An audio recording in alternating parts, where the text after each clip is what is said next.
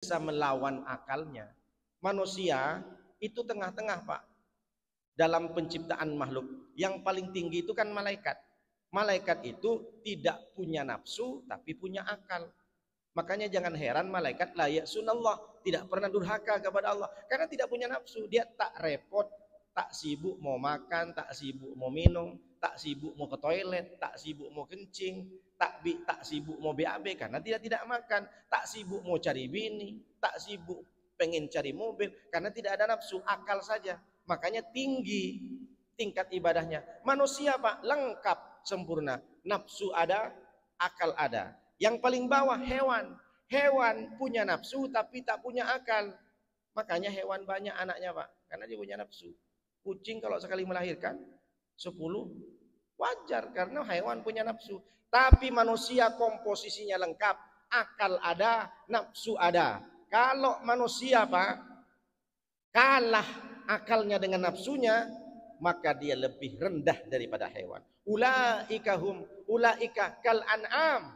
Mereka seperti hewan ternak. Bal hum adol, kata Allah, bahkan lebih hina daripada hewan. Siapa mereka? Yang memperturutkan hawa nafsunya. Akalnya ada, tapi dia lebih memperturutkan kepada nafsunya. Tapi kalau manusia, Pak, mengalahkan nafsunya, akalnya bisa mengalahkan nafsunya, maka sungguh dia akan lebih tinggi derajatnya daripada malaikat.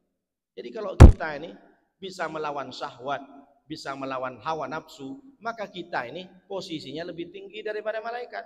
Karena malaikat dikasih akal, wajar, tidak bermaksiat karena tidak ada nafsu. Tapi manusia dikasih nafsu, tapi dia lawan nafsunya, menang akalnya, maka sungguh dia lebih tinggi daripada malaikat. Tapi na'udzubillah min dzalik, manusia kalau nafsunya memenangkan dari akalnya, nafsunya lebih tinggi daripada akal, justru dia lebih rendah daripada hewan. Kenapa? Karena hewan tak punya akal, dia punya nafsu. Wajar hewan tak malu di depan banyak orang banyak, dia berkawin, ganti-ganti lagi. Yang ini jadi bini pertama, kemarin cari lagi bini lagi.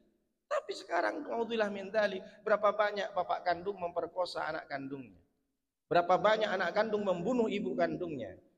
Kemarin terakhir di media sosial, ibu kandung mengantarkan anak gadisnya ke seorang paranormal, entah dukun, entah kiai, untuk digauli, untuk dijabuli. Na'udzubillah min dzalik, agar dapat pesugihan dan dapat duit. Ibu kandung sendiri. Ada berapa banyak konflik terjadi? Seorang gadis tidak bisa menikah dengan calon suaminya karena suaminya ketahuan selingkuh dengan mama mertua, dengan mamanya. Coba, kan aneh dunia ini. Jadi manusia kalau sudah seperti ini lebih rendah daripada hewan.